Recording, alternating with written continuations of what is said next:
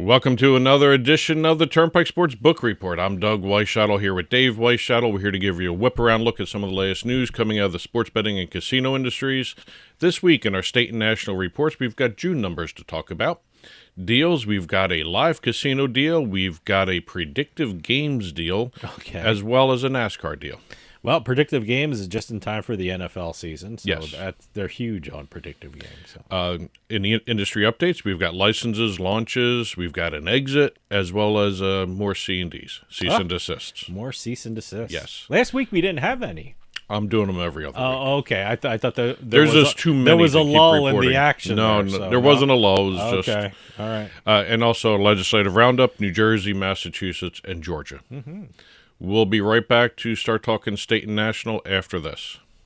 Hey, Dave Weischadle from Turnpike Sports. I just got my dugout mug delivered, and I am loving it. Dugout mugs are mugs made out of baseball bats, and they are officially licensed by Major League Baseball, so you can get your favorite baseball team's logo on your mug. Just think of it, enjoying your favorite drink while watching your favorite baseball team with your team's logo on your mug made from a baseball bat. They can even make customized mugs. Check out the mug they made for Turnpike Sports. I mean, just look at that. That looks awesome. I've never seen anything like them. If you go to dugoutmugs.com, you'll find out they even make more things than mugs. They have baseball board games, grilling equipment made from baseball bats. They even have a section for gifts for under $30. Head on over to dugoutmugs.com because if you're a baseball fan or need a gift for a baseball fan, you have to check out Dugout Mugs. And use our promo code PIKE at checkout to get 20% off your purchase price. That's promo code PIKE, P-I-K-E. Also, free shipping with orders over $99. You can't beat that. DugoutMugs.com. That's my go-to place if I need a gift for a baseball fan. Well, if you excuse me now, the game is about to go on, and the wind is just right for drinking. Welcome back to the Turnpike Sports Book Report. Doug Weischadle here with Dave Weischadle. We're here in our state and national reports, and we're going to be talking a couple of states, well, actually, 2 states and a province for the month of June. The province must be Canada, right? Well, the province is Ontario in Canada. Well, it must be Canada. Starting here in the United States, we're in the June calendar. Mm-hmm. Nevada has reported their June sports betting numbers. With their June report, Nevada's passed $49.5 billion in all-time post-PASPA handle. Don't know what their overall handle is. I can't even imagine the all-time forever handle kind of thing. Every time I see all-time post-PASPA handle, when it comes for Nevada, I keep thinking they must have that number. A lot more. Yeah, they must have that number. Yeah. So $2.9 billion all-time post-PASPA revenue, $195 million all-time post-PASPA tax revenue. It's the first time in the post-PASPA era for Nevada to record $20 million or more in baseball betting revenue. Interesting. Yes, they had a record baseball revenue in May. June comes along, and they just broke the May record in June. That's awesome. That's great. And also for the third consecutive month, the gross revenue of the state's sports betting is over $40 million.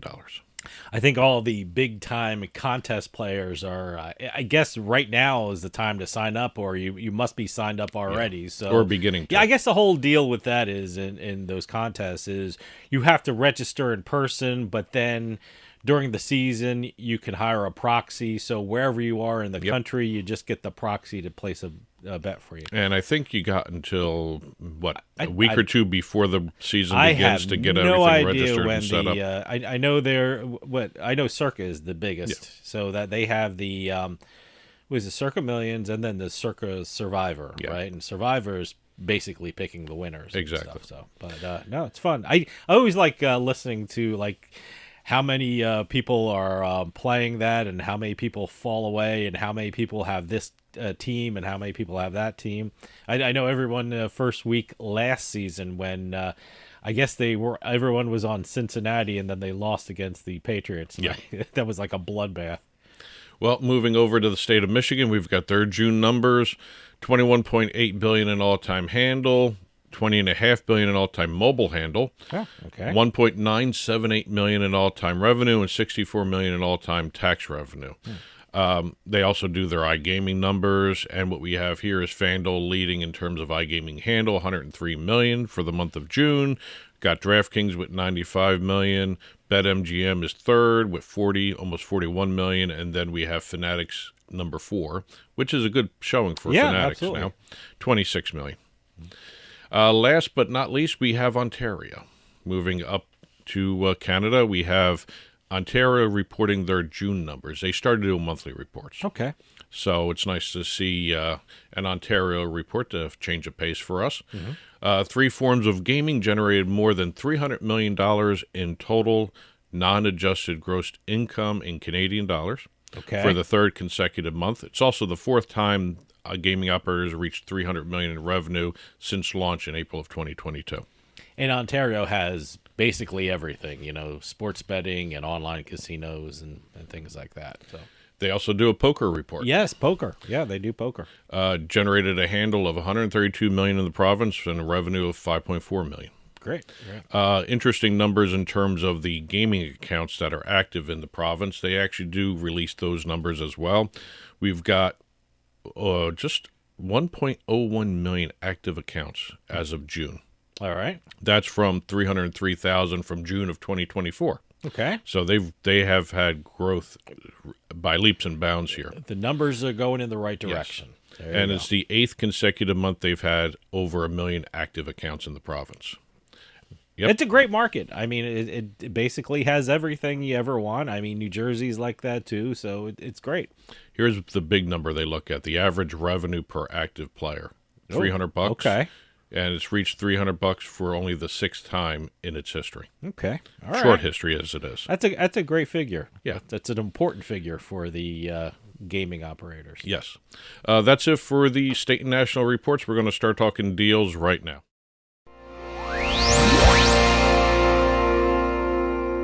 Starting off our deals segment, we're going to be talking online live casino games. I have become a big fan of those. So well, we have Evolution. That's I was going to say, when you're talking about that, you're usually talking about Evolution. Yes. Well, they renewed an agreement that they had in place with PokerStars for North America. Under the new expansion of the deal, the extension of the deal, Evolution has become the exclusive provider of live casino for PokerStars in the United States. Okay. It's live dealer casino games as well as their game shows. We're talking Crazy Time, Lightning Roulette, Craps. There are other blackjack, roulette, and baccarat games. Yeah, for people who are listening, some of their live casino games and the live dealer games, they call them game shows. Yes. So and they really are like game shows, but game shows where you can actually win money at. So yes. It's pretty cool. And this will be available for PokerStars players in New Jersey, Michigan, Pennsylvania, and Ontario. Moving over into the integrity side of our show here, we have Integrity Compliance 360 announcing a strategic partnership with Sparket. Nice. Okay. Basically, the gaming platform Sparket has is a predictive game. I don't want to say they're a social casino, but they do predictive games as well as gamification. Okay. Of different sites as well as broadcast outlets. That sort of setup that they do. Mm-hmm. IC360 will be working with Sparket to do their entire gamut of cutting-edge technology platforms, regarding making the games a little bit more safer as they move ahead with other deals. That's great. No, I think that's a good partnership. I think Sparket's in good hands with IC360. Well, speaking of Sparket, they have our next deal. Oh, okay. Sparket has done a deal with Wondr Nation. Now, Wondr Nation is an online gaming and entertainment company owned by the Mashantucket Pequot tribe up in Massachusetts. Okay. Basically, they are going to be working with Wondr Nation to launch branded iWondr games. iWondr, W-O-N-D-R, no E. Okay. iWondr, okay, I got it. They're free to play. Why did I have to think about that for a while? I don't know. It took me a while because I kept wanting to put the E in Wonder. Okay. But Wonder is without the E. Okay. It's Wondr Nation. They're going to be launching iWondr brand. All right. Free to play. Predictive games. Nice. Okay. First great. one is a pop culture themed prediction contest. Basically, customers 18 and older can participate in ranging questions from like box office draw as well as music, television. See, I love little pop-up games. I love games like that. It goes a lot further than your normal online casino games. I think these are creative, and I think it's probably a bigger audience than the regular licensed online casino game thing. So, no, I think it's great. Well, they're free to play, 18 and older, and wherever they're not prohibited by law. That's great. Additional product rollouts and themed contests are planned for the iWonder engagement tool for different events and activations down the road here. Okay. And last but not least, for our deal segment, we've got NASCAR announcing a multi-year agreement with Venue, the letter N, Venue, to extend their partnership, which has been in place since 2023. And Venue has worked with NASCAR. They started with the in-season challenge broadcast, where they had more real-time data and real-time betting markets being shown on the broadcast, so people can really get engaged on the betting side of NASCAR with this in-season tournament. You know, I think there's a lesson. If you want to be in the gaming industry, spell your name weird. Or spell like I wonder without the E, then N venue, N and venue. So it's kind of getting creative with the spelling of these things. So I think it's cool. So Well, and Venue was makes you think about it, you know? And Venue is very creative in terms of they were able to create more live head-to-head markets during each matchup during the races, Okay. which is really cool to see. Yeah, the machine learning they have is incredible. I like that aspect of that game, that head-to-head stuff. So that's pretty cool. That's it for the deals this week. We're going to start talking industry updates right after this.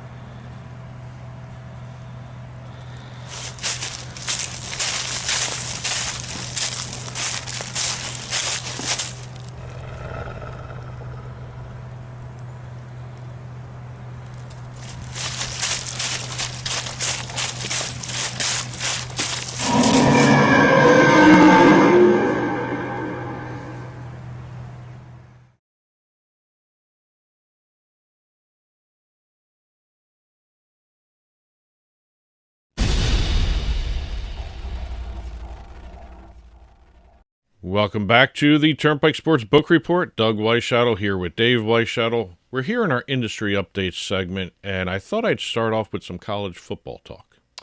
Well, we're quickly approaching week 0, which I always thought was funny. Yeah, What they call that.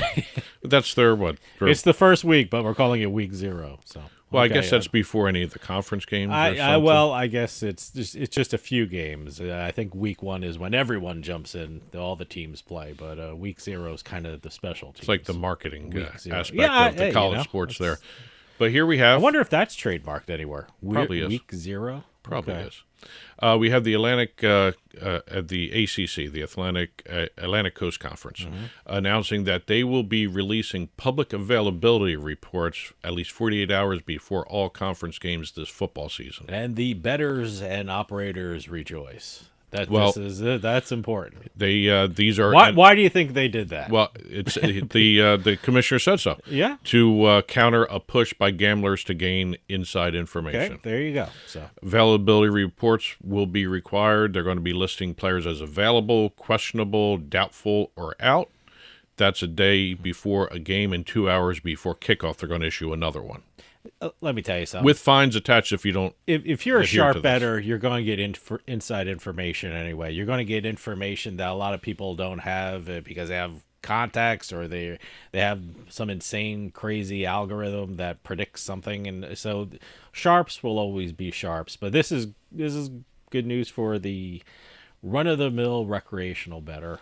Well, And operators too. They can adjust their numbers accordingly. Well, that was what I was going to say. So, yeah. They're saying it's for the inside information angle, but I also think since they're selling their data, it's going to happen anyway. well, no, they're selling their data to the sports books. Yeah. The sports books needs this Sure, information, sure, so I'm sure. thinking it's more along that line, more so You than know what- the public reason is prevent inside information. Yeah. The private reason is we got to give our sportsbook partners better information to get more and more activity. The sharp bettors adjust. They adjust to every situation. That's why they're sharp bettors. They're advantage players. They know what they're doing. They see an angle.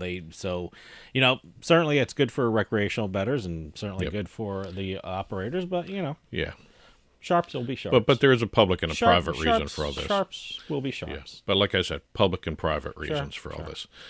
Moving over to Massachusetts, we have the Mass Gaming Commission fining DraftKings $450,000 after the operator took credit card-backed wagers on sporting events despite Massachusetts rules to the contrary. Yeah. I'm not quite sure why they did that, but did they give any reason? Did they have any response, or did they just say, well, we're going to pay it?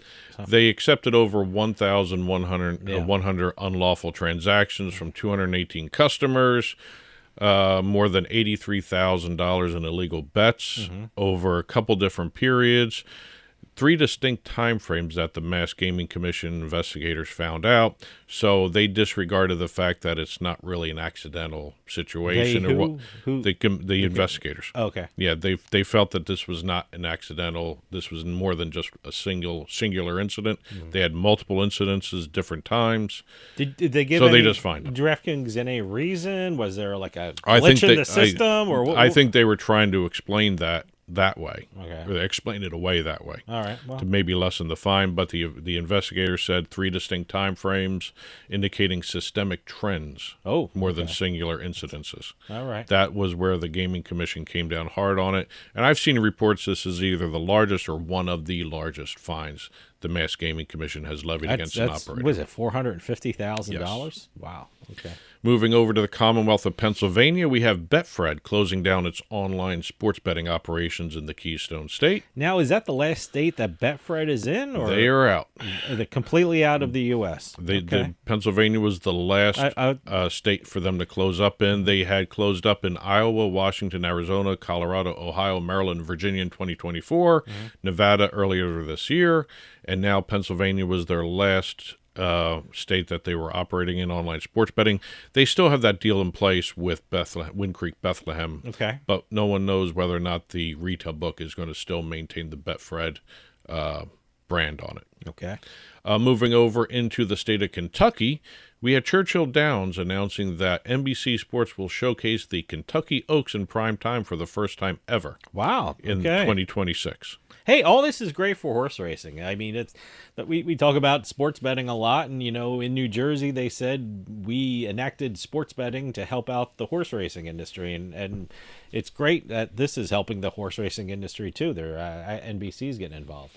Well, let me get the dates right here. The Kentucky Oaks, the 152nd Kentucky Oaks, will be broadcast on Friday, May 1st at 8 p.m. On NBC and Peacock. May 3rd will be May 2nd will be the 152nd Kentucky Derby on NBC and Peacock. Good. So great to see Kentucky Oaks on TV like that. More horse racing is good. It's good for the industry. We just had the Haskell. Yes. I almost said Haskell. Haskell. They say that up in North Jersey. Haskell. Over in Illinois, we have Penn Entertainment closing the Hollywood Casino Joliet Riverboat in the state ahead of its land-based replacement coming soon. They have no plans to announce when it's going to be opening, but it will be opening soon, the replacement. So another closure. I don't know if you can call that a closure. It's just a shift. It's like just moving over to... I mean, you say you called it a riverboat. Was it ever floating? I mean, did it ever float down the river? No, it's one stationary property moving to another stationary property. Moving over to the world of fantasy sports, we have Prize Picks announcing that they have secured gaming licenses in both Maine and Puerto Rico. Prize Picks is now the very first licensed daily fantasy sports operator in Puerto Rico. Okay, great. And they are now in 47 U.S. jurisdictions with plans to continue expanding. Great. Over in Michigan, we have the Michigan Gaming Control Board continuing their fun with the cease and desist letters. They have sent 6 more out. 6 more out. I'm sorry, they issued 6 more. All right. And they have charged, and these are the names: Crypto Slots, Nitro Betting, New Vegas, Las Vegas USA Casino, Grand Rush Casino and Slot Guard Casino, and they've charged them with offering illegal gambling to residents and ordered them to cease and desist. Wow. Okay. By the way, I've heard of none of those. I keep saying, these cease and desists are interesting to me because they're naming platforms I've never heard of, and it shows you how many platforms are out there. So I've never heard of. One week you had like 20 of them. Yep. I didn't know one of them. No, it's I didn't know any of these either. So. Moving over to the state of Nevada, we just had the World Series of Poker complete. Big numbers. Staggering figures. Yep. According to their release, we have new all-time records across the board. We've got 246,960 entries. That's the most all-time for any single WSOP series. 481 million and change. That's the largest total prize money in WSOP history. 37,311 places paid. That's the highest number of unique payouts in the series history. Which is great. A lot of people won prize money. So. And 43 $1 million or more prizes won across the entire series. A lot more numbers to go through. It's incredible. Yeah, the state of the WSOP seems to continue growing. Seems like a big number of events during the World Series broke records too, whether it be prize money or entrance, and it was great. Yes, it was great. Staying in Nevada, we have Suncoast Hotel and Casino announcing the unveiling of its all-new bingo room. Another bingo room. I think that's the third bingo story we've had over the last couple of weeks bingo for the last I need to go to a good bingo room on the East Coast. So if anyone can suggest that to me, give me a good bingo room. I want to check it out. Over 9,000 square feet. That's huge. With a 17-foot bouncing bingo ball chandelier in the middle of it. Wow. All right. Look at that. 406 seats. Jeez. And it has a snack bar, a glass-enclosed smoking area, and with its own ventilation system. Okay. That's the first time I've seen that brought up in a press release. I just had to throw that one out there. Well, that high-tension world of bingo, you need a cigarette to calm your nerves. Well, with everybody talking about non-smoking versus smoking casino areas. That's great. You know what?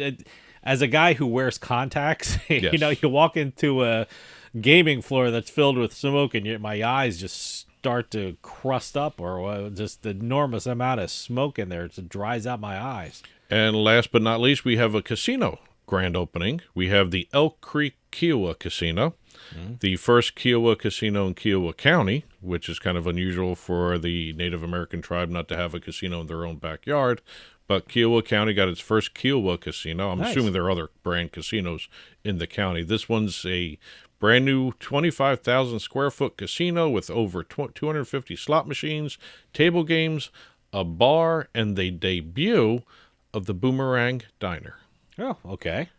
Hey, take a look at that. Anytime you see a diner. You know what? Nothing like a diner after time at a casino. Yeah.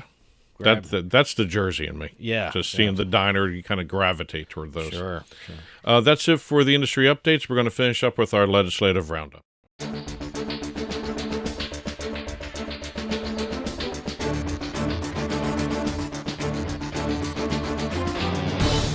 Starting off the roundup, we have New Jersey. Okay. We have Assemblyman Dan Hutchinson introducing Bill A5971 to ban micro-betting in the state. No chance. I don't know. I don't think there's a chance. Well, his concerns go to the impulsive and excessive gambling behavior created by the wagers. The micro-bets are placed on immediate outcomes like the next play in a game. Look, I don't know. Look, it's just another aspect of sports betting that people are looking at. That's exploring. It's good that he raises the conversation, but I don't think this has a chance in moving forward.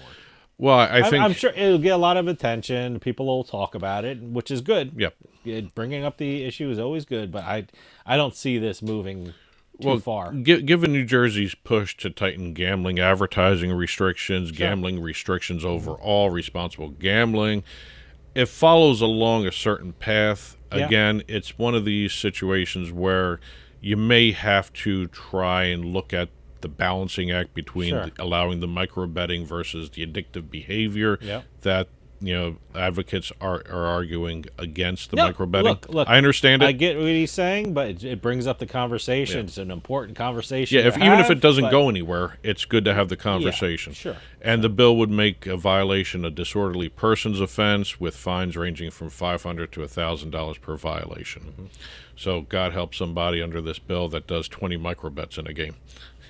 Well, I don't know where they do it. If it's going to be banned, it's not going to be banned. Always going but to if it's going to be banned, the sports books aren't going to be allowing Well, it. you never know. I don't think that's going to happen. Moving over to the Commonwealth of Massachusetts, we've been talking about the online casino bills that have been in the Assembly and the Senate. There was a vote in the committee that was looking at the bills, so they are still alive. They have until the end of or mid-November to actually get to a vote on the legislation floor, but they are still alive as we speak. It's very quiet, but they are still alive. I'd be very surprised if there's online casinos in Massachusetts. I mean, they're very, very strict with regard to online sports books. I can't even imagine what they'd be thinking with online slot machines. So that might be a couple steps too far for Massachusetts. Well, right now both bills would call for 20% tax on the revenue. Oh, you're going to bring in a lot of revenue. You're going to bring in more revenue than sports betting.